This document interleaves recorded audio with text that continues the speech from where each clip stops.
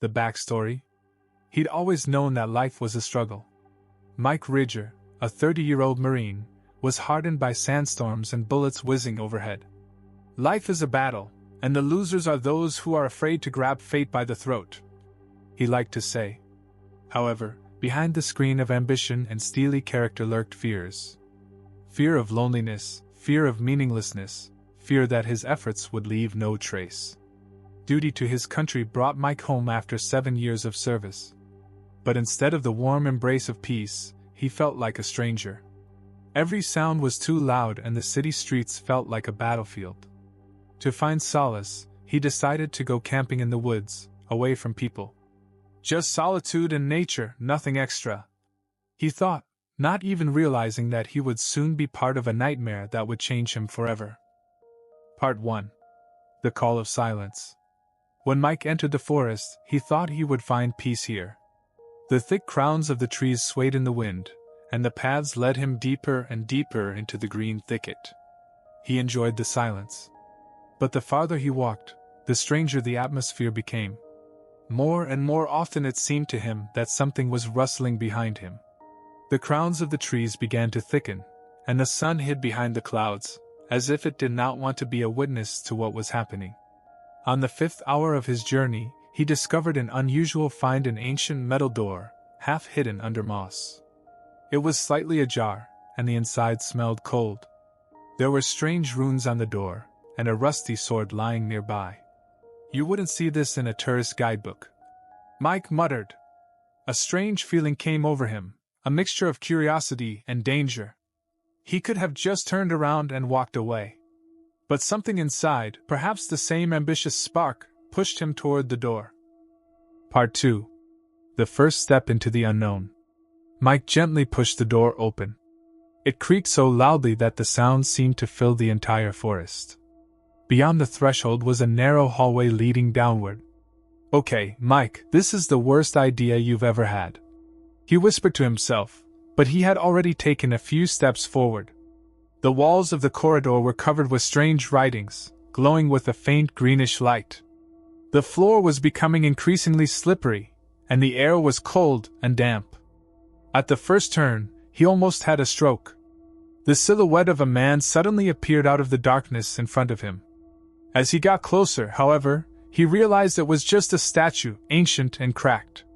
"Why do you look as if you know more than I do?" he muttered, turning to the stone face. The corridor ended in a spacious hall, where a surprise awaited him.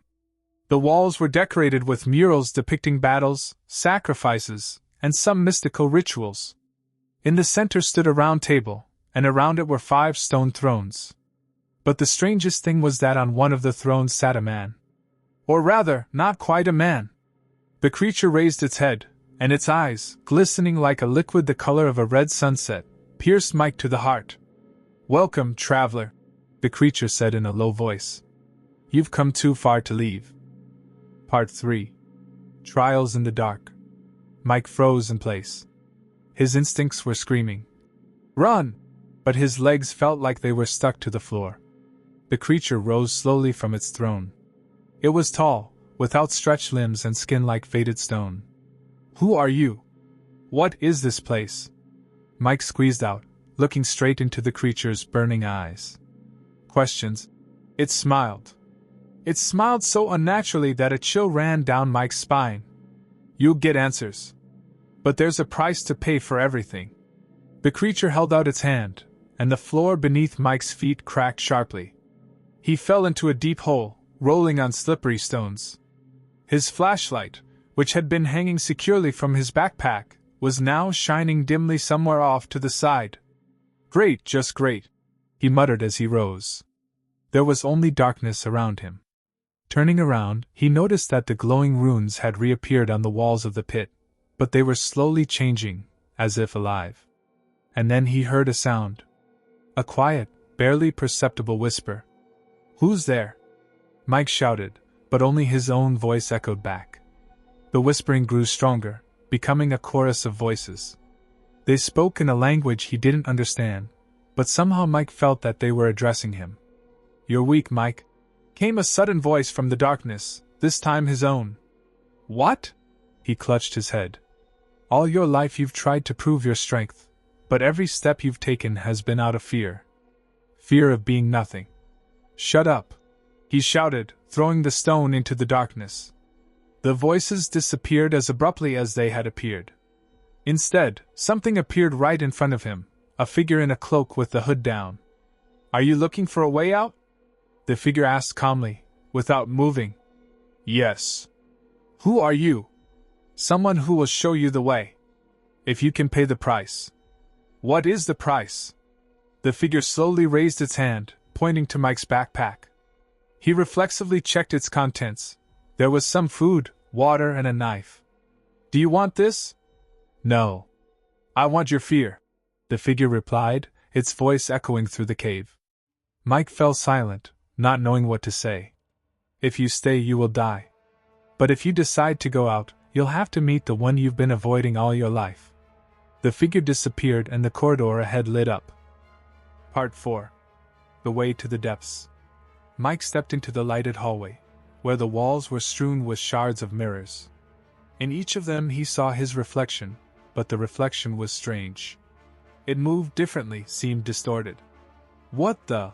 He whispered, moving closer to one of the mirrors. In the reflection he saw himself, the insecure, intimidated boy who had always been rejected. Remember this, Mike? The boy in the mirror spoke, and the voice was his own again. You didn't run away from home for a great cause. You just wanted someone to finally appreciate you. That's not true, he whispered, looking away. But the other mirrors showed him in the army, haggard, exhausted, popping pills to stay awake on duty. Hero? The voice came again. Or another fugitive who'd just found a tougher way to prove his worth? Mike gritted his teeth, swung around, and struck the mirror.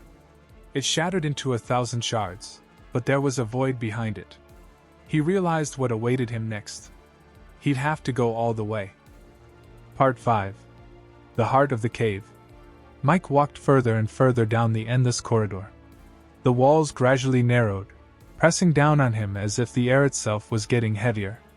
Now the only light came from the flickering flame of his flashlight. At a bend, he suddenly heard a rustle.